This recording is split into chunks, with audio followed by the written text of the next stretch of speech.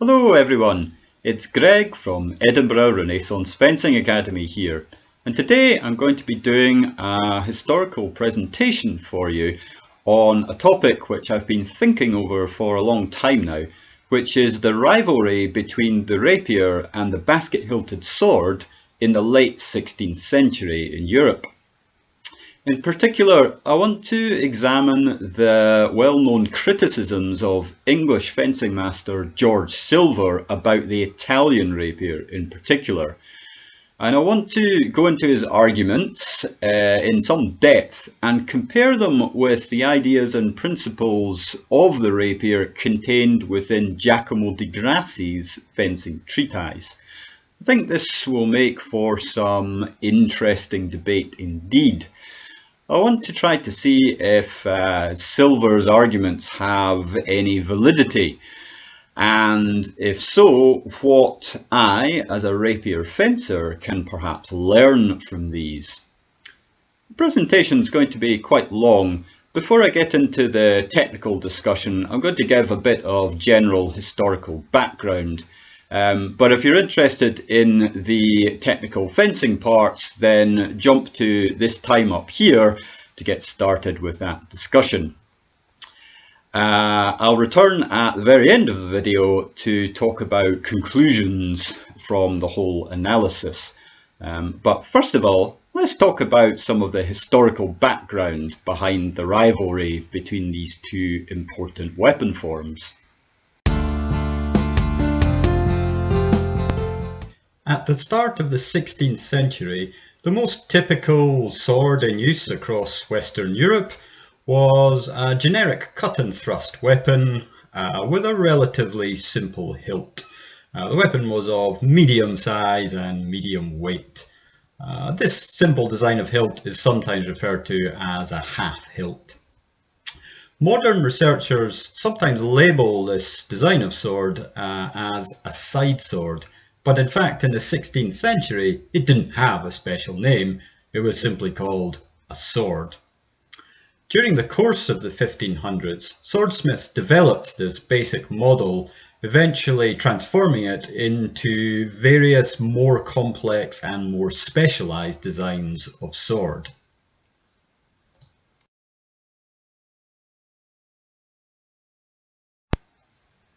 The rapier was first developed in Italy around the middle of the 16th century. It was characterized at this time by a swept hilt and a very long, narrow blade. The rapier was optimized for thrusting attacks and was less good at cutting attacks. It was very popular in Italy and soon spread to neighboring countries as well. By the 1570s, it was in widespread use in Italy, Spain, France, and southern Germany as well.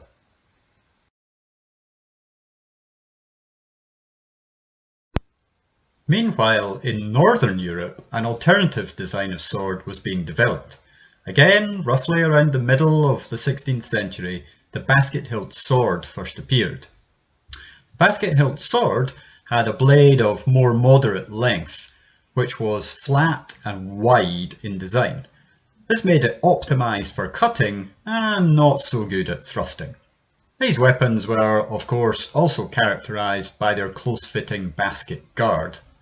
There are actually two variations of the sword. Those with double edges are usually called broadswords, whilst those with a single edge are called backswords. These weapons could be found across Northern Europe. They were very popular in both England and Scotland, for example, but similar cutting swords could be found in places like the Netherlands and various parts of Germany as well. So they were a very popular design.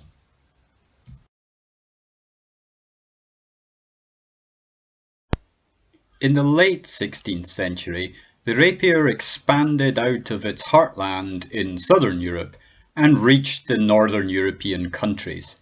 However, it did not replace the native basket-hilted swords, but rather continued to exist in parallel alongside these more cut-oriented weapons. Some people welcomed the arrival of the rapier in northern Europe, and there is substantial evidence of widespread rapier use, particularly amongst the aristocracy, from the 1580s and 1590s onwards. Not everyone was impressed with the rapier though. There were some traditionalists in Northern Europe who despised it in fact, and who much preferred the use of the basket-hilted sword, considering it to be much superior to the newly arrived thrusting weapon. One good example of this is the English fencing master George Silver, who was an outspoken critic of the rapier and in particular of the Italian style of fencing. We shall examine some of Silver's criticisms in more detail in the next part of the presentation.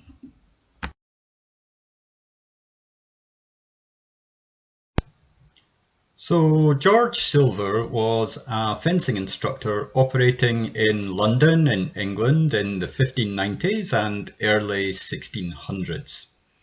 He published a book called Paradoxes of Defence in 1599, in which he strongly criticised the new styles of rapier fencing and compared them very unfavourably to what he saw as the traditional English way of fencing with the shorter basket-hilted sword. There's no real evidence to suggest that Silver was a particularly important or influential fencing master. However, it does seem likely that his attitudes were quite typical of the more conservative and traditionalist elements of the fencing community in Northern Europe, and that makes his paradoxes a vital source of evidence for this period. Silver spends a considerable amount of time in his paradoxes criticising an Italian fencing master by the name of Vincentio Saviolo directly. Saviolo was actually living and teaching fencing in London at that time and published an apparently popular fencing treatise in 1595, and Silver was not impressed with this at all. Aside from the personal attacks on Saviolo, Silver seemed to criticise the technical aspects of Italian rapier fencing by referring to the writings of another fencing master, Giacomo di Grassi. Silver never mentions di Grassi by name, but the way he's phrased some of his arguments does make it seem like he was familiar with di Grassi's style of fencing. For example, Silver's description of the typical guard stance of a rapier fencer is very similar to the description of low ward within di Grassi's own fencing treatise. Silver also makes an argument about the relative merits of cut attacks versus thrust attacks by referring to an Italian argument for the superiority of the thrust. And this seems to have been taken directly from di Grassi's treatise once again. The wording seems to match not only the description by di Grassi of the argument, but also seems to refer to a geometrical diagram within di Grassi's own book. For information, di Grassi doesn't seem to have travelled to England himself, or at least there's no evidence for that. But he published a fencing treatise in Italian in Venice in 1570, which was later imported into England, and in fact a translated version of di Grassi's work was published in London in 1594 under the title The True Art of Defence.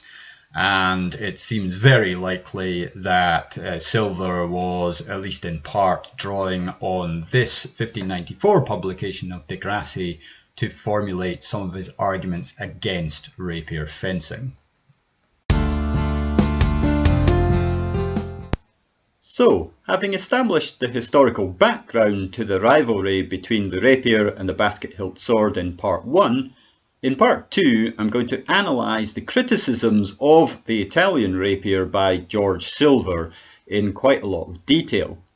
Having read through Silver's book Paradoxes of Defence, I've boiled things down to 11 key arguments that Silver makes, and I'm going to go through these arguments one by one and compare them with the Italian theory contained within Giacomo di Grassi's own treatise. These points are not in any particular order because Silver's writing style is a little bit rambling and he often repeats himself or returns to points later in his text. So we're going to go through them simply in the order that I happen to write them down in my notes. Let's see what Silver has to say. So one of the first criticisms that Silver levels against the rapier in the introductory part of his Paradoxes book is that it is a mere fashion or fad, this being the only reason why it's popular in his country at that time. He describes the newfangled fashion for long swords, long rapiers and frog-pricking poniards, and goes on to describe rapier and rapier fencers with many negative terms. The fact that the rapier was a fashion at that time in England can actually be confirmed by a reference to the London edition of de Grassi's Rapier Treatise. In the translator's introductory note to that edition, the translator actually says that the shorter sword or the sword and buckler fight was the traditional form of fencing in England, and indeed that the rapier or rapier and poniard style of fencing was a recent introduction from Italy for gentlemen. So yes, actually the rapier was a fashion in late Elizabethan England. However, Silver's clear implication, or wish perhaps, is that, like many fashions, the rapier would just fade away and be forgotten. This was not, of course, the case. The rapier remained in widespread circulation and use throughout England and the rest of Northern Europe until the late 17th century, when it was replaced by another thrusting sword, the small sword. So, much to Silver's disgust, no doubt, the thrust style of fencing from southern Europe may originally have been a fashion, but it was here to stay. The next point of Silver's that I want to examine is a more technical one. Silver states that the Italian fencing teachers focused on offence over defence, and that this encouraged their fencing students to focus exclusively on attacking by the thrust, and that ultimately this encouraged them to run carelessly in towards their opponent, focus only on thrusting at them and careless of their own safety. However, if we compare this with what's written in de Grassi's manual, we find something quite different. De Grassi, first of all, stresses that the term for fencing in actually the Italian language and the English language is derived from the word for defence. So it is principally concerned with defence, not offence. He also has a very large chapter in his book dedicated exclusively to the different means of defending yourself, where he attempts to draw out the most perfect style of defence. And then all of the plays within the technical part of his book actually focus on how to counter different attacks using defensive means. So there's a very strong emphasis on parry and riposte, counter-time attacks and slipping techniques. So in fact, de Grassi was very defence-oriented. He also stresses in his book the need to keep yourself covered from your opponent at all times before it's safe to launch an attack. So Silver's criticism does not really stand up to what's written in de Grassi's manual. However, I should say that Silver's criticism does hold true in another situation, which is modern sports fencing. Modern sports fencing actually does encourage running in and thrusting over trying to defend yourself. And it's also possible to see this attitude coming out in modern HEMA competitions with the rapier and indeed with other weapons. So it seems to be that Silver's observation here is actually true for fencers who are not using the rapier properly. Silver also criticised the physical form of the rapier, describing it as being too long and heavy and consequently unwieldy, in other words, difficult to use or clumsy. If we examine surviving original rapiers from the period, we can see that silver does have kind of a point. They are very long and actually quite heavy. A typical Italian rapier from the late 16th century has a blade of around 105 centimeters length, and the weapon weighs an average of 1.3 kilograms, with some of them weighing quite a bit more. If we compare that with a typical basket-hilted sword from the same era, the basket hilts usually have a blade of 90 or 95 centimeters length, and the weapons usually weigh around 1.1 kilograms on average. So there's actually quite a difference in length and weight between the two weapon designs. Does that mean the rapier was a clumsy and inefficient weapon? Well, if we take a look at Di Grassi's fencing treatise, we can see that he did actually take account of the rapier's weight and length in his system. He constantly advises his readers to be careful not to tire out their sword arm, and therefore advocated a kind of withdrawn guard in order to keep the arm relaxed and safe from cramps and fatigue. He also advocated making attacks with the rapier using whole body movements supported by appropriate steps. And this is a principle that can be found in other comparable Italian treatises, such as that of Saviolo or that of Agrippa. So the Italian masters were aware of the length and weight of their weapons, and they trained their fencers to use their bodies appropriately to control weapons. However, there is no doubt that the rapier could be a very clumsy weapon if used incorrectly.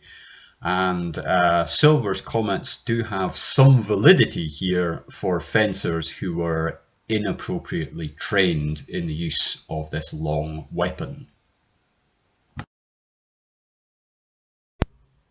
Another criticism of Silver's directed at the design of the rapier was to do with the long blade specifically. He said that the rapiers were too long to uncross effectively during a fight. In Silver's own fencing theory, crossing a sword basically refers to when the blades become engaged during a parry, a beat, a bind, or a similar action against the blade of the opponent's sword. So uncrossing the sword refers to essentially escaping from that engagement in order to perform some other action. It's true that if you form a cross of the swords with the rapiers in the style that Silver is talking about, the rapier will not perform very effectively. Silver says that the only way you can uncross it effectively is to move away from your opponent. And this seems to be physically true if you use your rapier to form a cross of the sword like it's a backsword. The fact is that in Italian fencing theory, there are actually several different approaches to how to deal with blade engagement. Di Grassi in his treatise uses two different terms to describe this situation. He refers to finding the sword of the opponent or coming to the half sword, both of which are roughly analogous to crossing the sword of the opponent. But in Italian fencing, the classic way of freeing your sword is through a cavazione or extraction, where the tip of the blade is dipped down and the sword pulled back to free it from the opponent's weapon. This is quite different from how things seem to work in Silver's traditional English fencing style. So I think this criticism is really a result of two different worldviews of a fencing bout and of fencing theory. Of course, blade engagements happened in rapier fencing, and the Italian masters like Di Grassi had ways for dealing with that. However, if you were somebody trained in traditional English fencing styles and you picked up a rapier and tried to use it in that manner, it would not behave very effectively. Perhaps Silver's criticism derives from English fencers trying to use rapiers more like they were English swords. It's hard to be sure at this distance of time, but it's certainly the case that in Italian fencing manuals you can disengage or extract your sword if you are trained to do so in the correct manner. This next point of Silver's requires a little bit more explanation. He says that the hilt of the rapier, what we would call a swept hilt, does not adequately protect the hand, and that furthermore, if you try to fight in guardant posture, the hilt of the sword does not protect your hand or your head. This photograph is of me standing in an approximation of Silver's guardant posture, holding one of my training rapiers. And in the adjoining photograph, you can see a close-up of a basket-hilted sword. So this guardant posture is one of Silver's preferred fighting stances. You can use the sword to protect your body and your head quite effectively, and you can use it to launch very powerful cutting attacks. You can see from my stance in the big photograph that my sword hand is indeed quite exposed to enemy attacks in this posture. If you imagine me holding the basket-hilted sword shown instead of the rapier, you can see that the cage or basket of iron bars would in fact protect my hand a lot more substantially, and because my hand is above the level of my head, it would also be acting as a shield or protection for my head. Undoubtedly, the rapier does not do this, as you can see. So yes, this criticism is on the one hand quite accurate. The rapier does not protect your hand or head in the guardant posture. However, if we look in Di Grassi's fencing treatise, we will find that in the Italian system there is no guardant posture. The closest equivalent would be high ward, but this actually uses the forward projecting blade and the tip of the sword as the protection. A hand is actually kept back well away from the opponent, and therefore any blows at the hand would be impractical when you're stood in this guard posture. The swept hilt design of guard for the rapier is actually intended to protect the top of the hand, because the rapier is of course primarily used to launch thrusting attacks, and the guard is actually very effective at protecting the hand when you're holding the sword in this posture. So Silver's criticism is valid if you try to stand in a backsword style stance while holding a rapier. But if you are properly trained to fight in the rapier style of fencing, then you wouldn't use this posture. So his argument here is kind of irrelevant as far as proper rapier fencing goes. Of course, the basket hilt does provide more all-round protection to the hand, but this protection is simply not necessary in a rapier fight.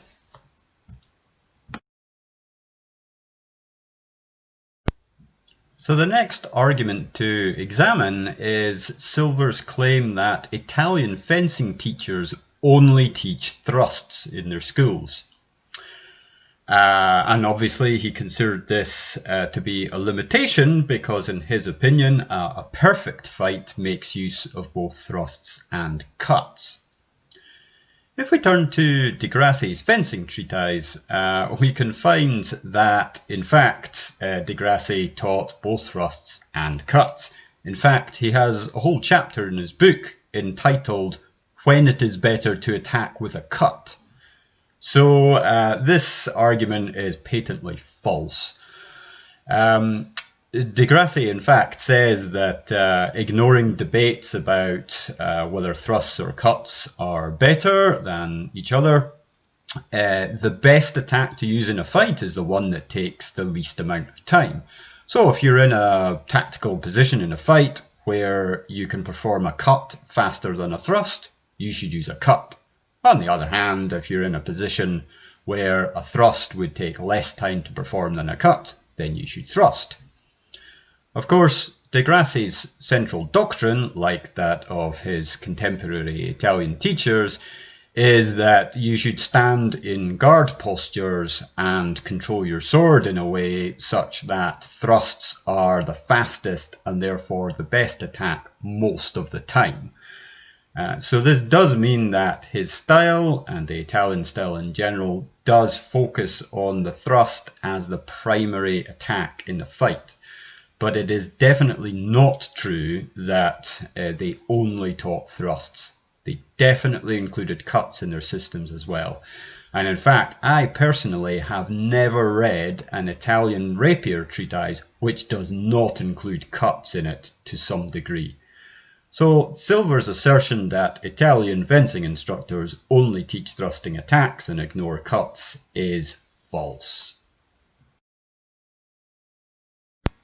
The next argument of Silver's to examine is his claim that the cut is a superior attack to the thrust, and that therefore the basket-hilted sword is a superior weapon to the rapier.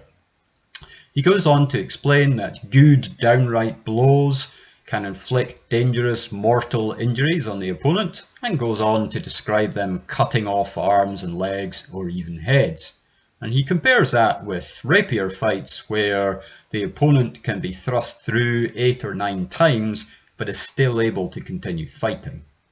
I find this argument of Silver's to be somewhat facetious or even childish.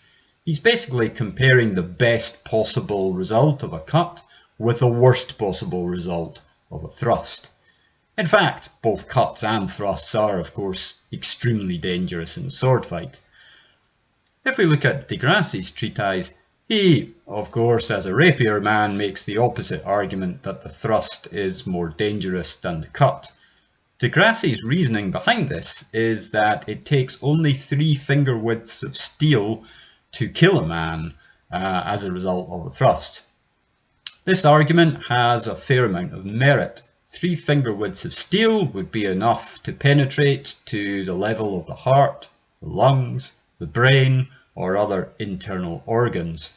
16th century medicine would have no way of treating this type of injury, even if it wasn't immediately fatal. And of course, if the opponent was run right through the head, like the unfortunate person in this diagram from Capoferro's rapier treatise, instant death would of course be the result of it. So Silver's claim that cuts are superior to thrusts simply is not true. Thrusts and cuts are both dangerous if targeted correctly in a sword fight. Equally, both thrusts and cuts could be ineffective if they targeted the wrong part of the opponent's anatomy or were simply inaccurate attacks. So this argument of Silver's really doesn't carry that much weight at all. Another point of George Silver's is that Italian fencing is bad because it focuses on learning fancy special attacks which wouldn't work in a real fight. He goes on to explain that they wouldn't work because there's no time and not enough space to perform complex actions in a real live life or death situation. This is kind of a classic martial arts argument. You can hear it even in the modern martial arts scene where proponents of one particular fighting style derides other fighting styles as being too complex and saying they wouldn't work on the street and things like this. So this argument was already well underway back in the 16th century. But what about the reality of Italian fencing? Was it too complicated? Was it effective in a real fight? If we look at Di Grassi's fencing treatise, he actually divides his techniques into two different categories. In the first part of his book, he focuses on the true art of defence.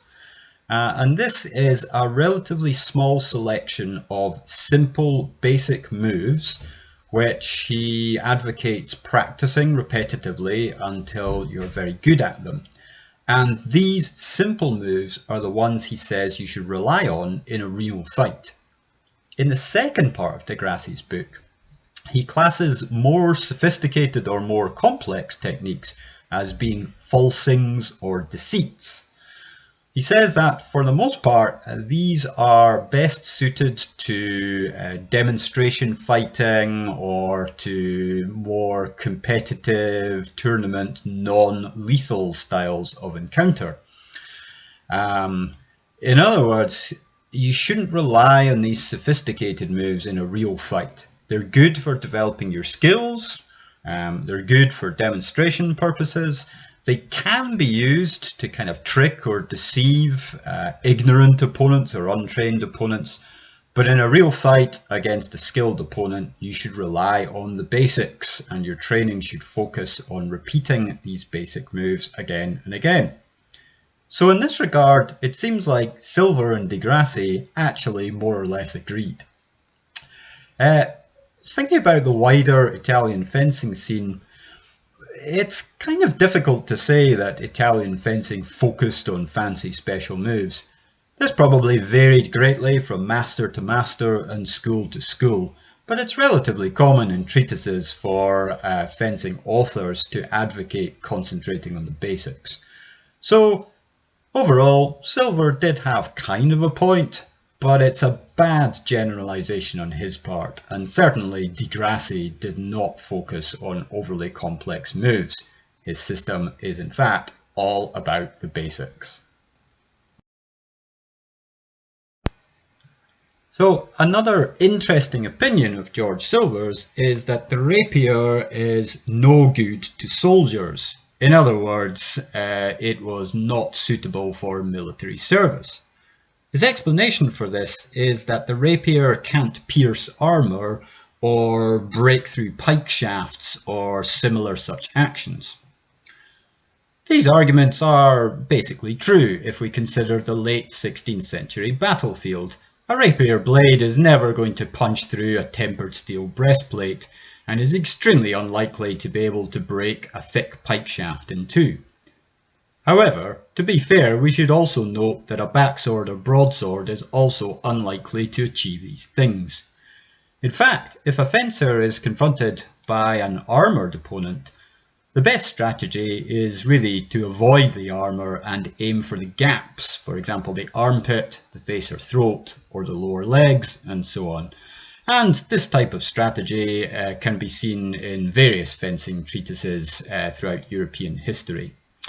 So Silver's criticism of the rapier is in fact equally applicable to his own design of sword. If we turn to our usual source for Italian fencing, the treatise of Giacomo di Grassi, we can find out what Di Grassi has to say about the Italian sword. He notes, discussing fencing, that this art is a principal branch of military science. He goes on to explain how he sees his fencers using their fencing skills. He says they should employ their fencing for the honour of one's homeland and prince, for the honour of ladies and oneself, and finally for victory in campaigns, by which of course he meant military campaigns.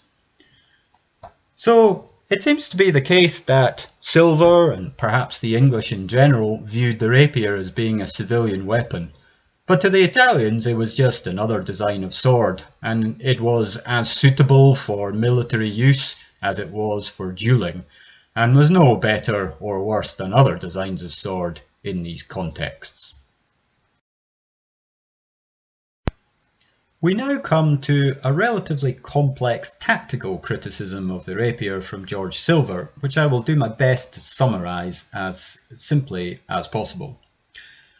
Silver believes that shorter swords have the advantage over long rapiers because they perform better from a cross of the swords.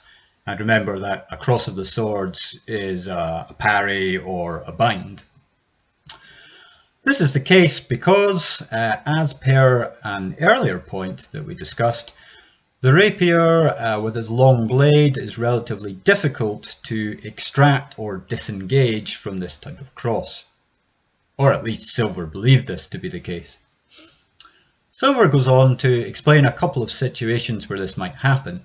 Firstly, if a rapier fencer is facing off against a backsworder and chooses to seize the initiative and launch a long-range stoccata thrust, the backsworder can simply wait in ward and form a cross of the sword to defend himself as the thrust approaches. While the rapier fencer is struggling to recover with his heavy weapon from that long thrust, the backsworder simply steps in and cuts him, presumably to the head or the sword arm, thus ending the fight.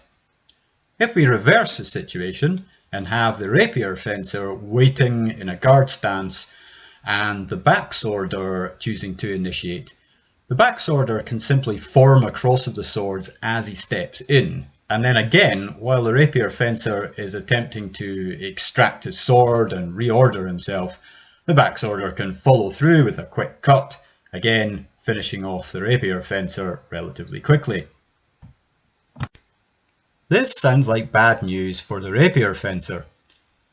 In my own personal fencing experience, this does actually happen relatively often, although it's usually due to bad fencing on the part of the rapierist.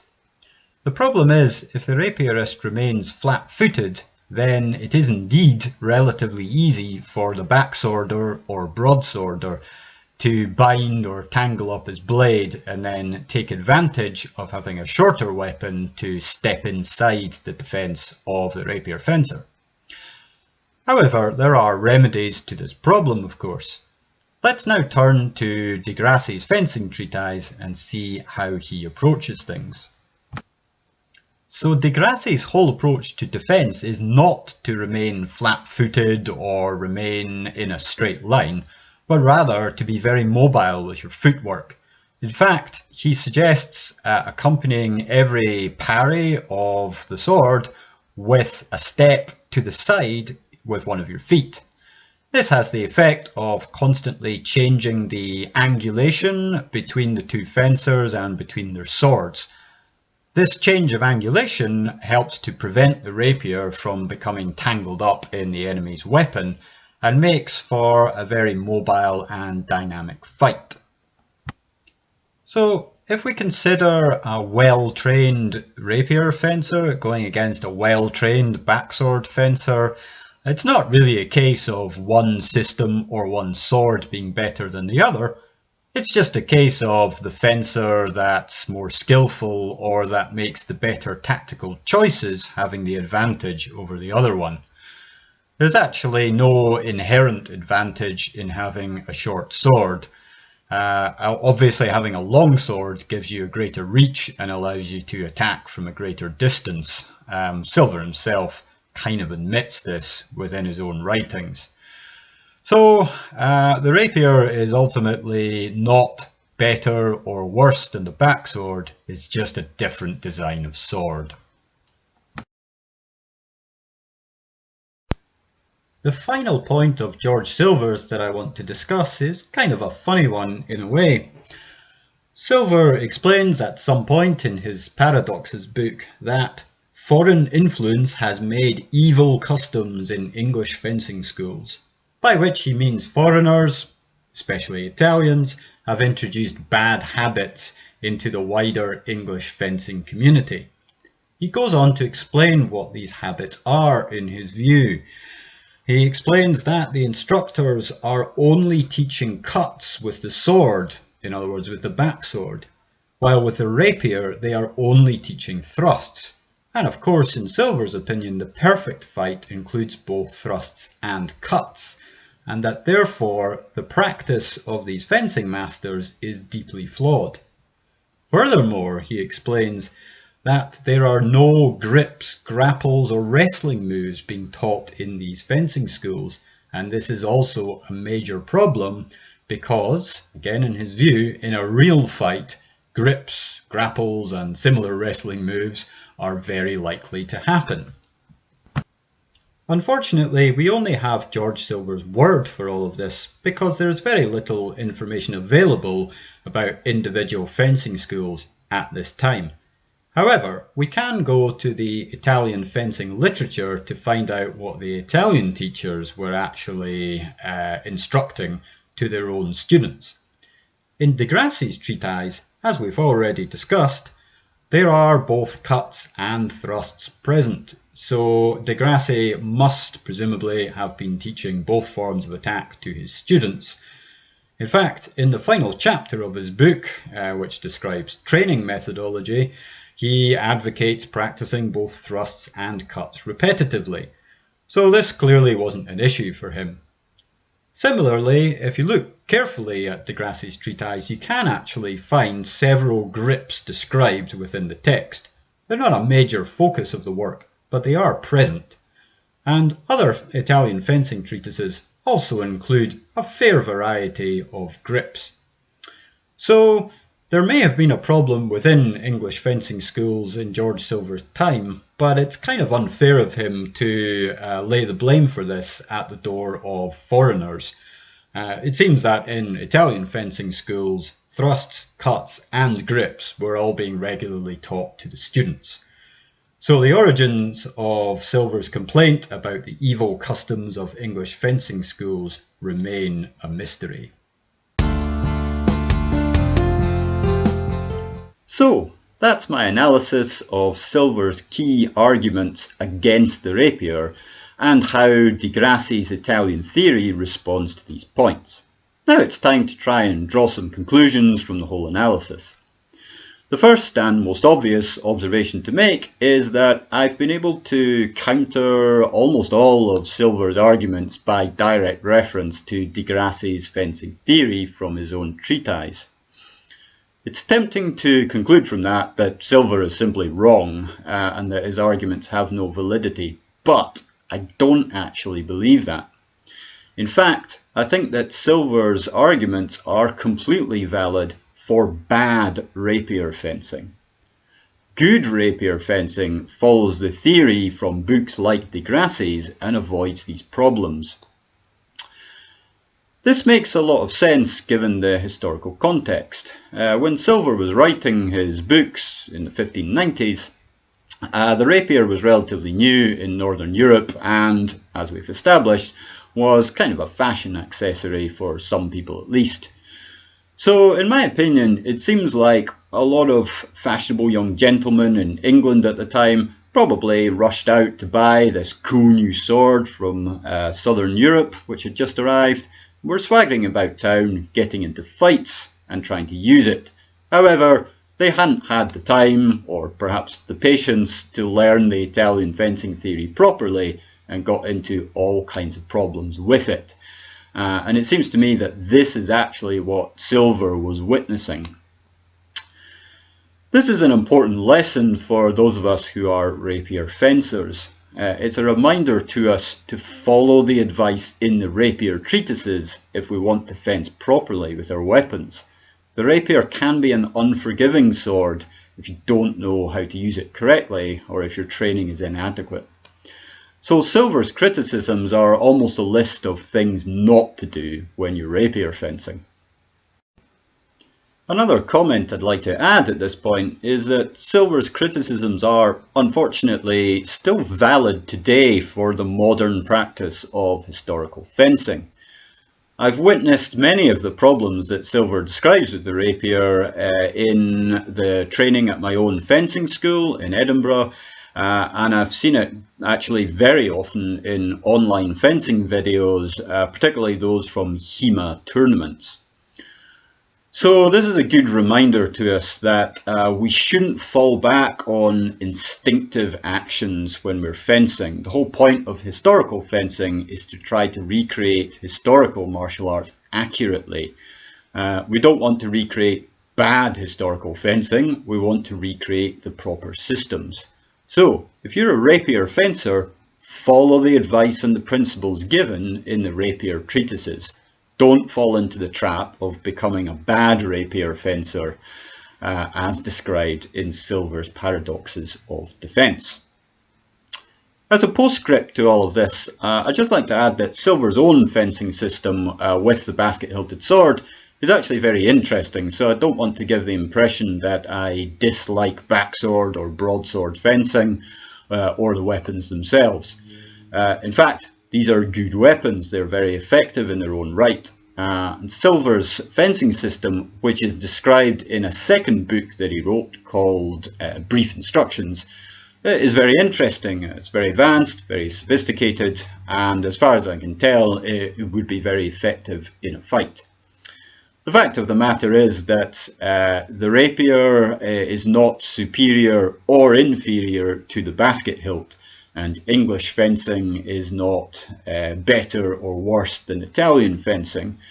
It all comes down to training properly and being able to understand your own weapon and being able to make good tactical choices in a fight.